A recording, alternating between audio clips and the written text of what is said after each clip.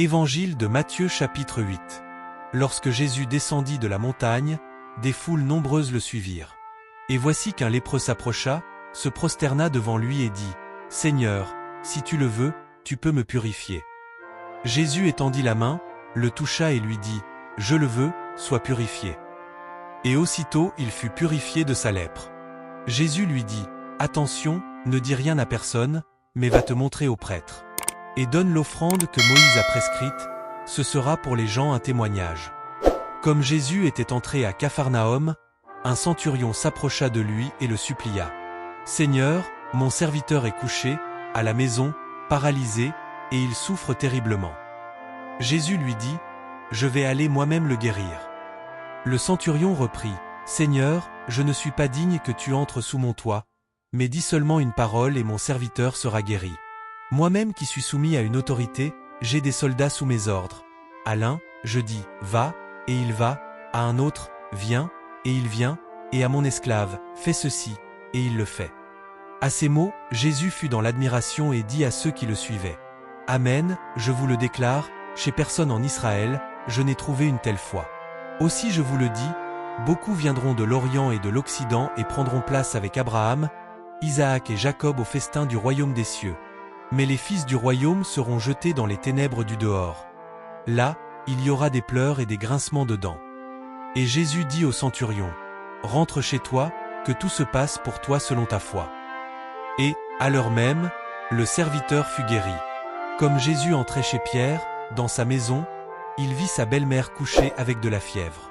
Il lui toucha la main, et la fièvre la quitta.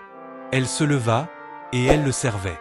Le soir venu, on présenta à Jésus beaucoup de possédés.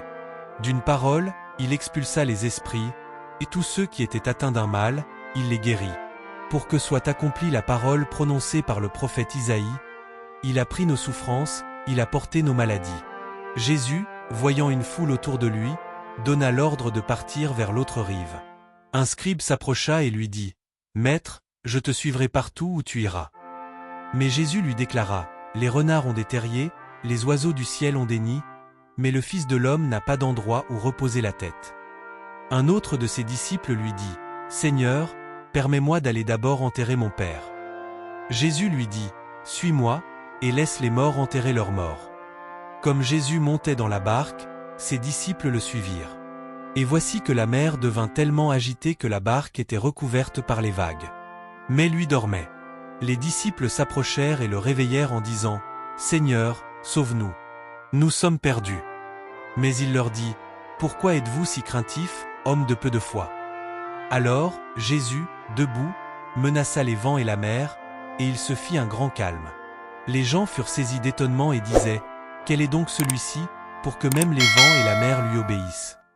Comme Jésus arrivait sur l'autre rive, dans le pays des Gadaréniens, 2 possédés sortirent d'entre les tombes à sa rencontre. Ils étaient si agressifs que personne ne pouvait passer par ce chemin. Et voilà qu'ils se mirent à crier : Que nous veux-tu, Fils de Dieu ? Es-tu venu pour nous tourmenter avant le moment fixé ? Or, il y avait au loin un grand troupeau de porcs qui cherchait sa nourriture. Les démons suppliaient Jésus : Si tu nous expulses, envoie-nous dans le troupeau de porcs. Il leur répondit : Allez. Ils sortirent et ils s'en allèrent dans les porcs. Et voilà que, du haut de la falaise, tout le troupeau se précipita dans la mer, et les porcs moururent dans les flots. Les gardiens prirent la fuite et s'en allèrent dans la ville annoncer tout cela, et en particulier ce qui était arrivé aux possédés. Et voilà que toute la ville sortit à la rencontre de Jésus. Et lorsqu'ils le virent, les gens le supplièrent de partir de leur territoire.